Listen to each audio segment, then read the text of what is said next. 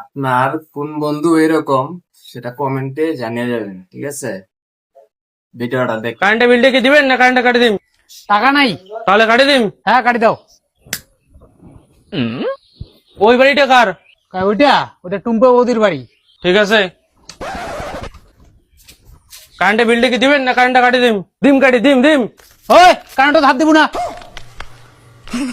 কত টাকা বিল উঠছে? 8,000। মাত্র 8,000। এই নে। ओ तेरे कांधे का जो दिल है, ओ तेरे सीने में जो दिल है, ओ तेरी बिजली का जो बिल है, आज से मेरा हो गया।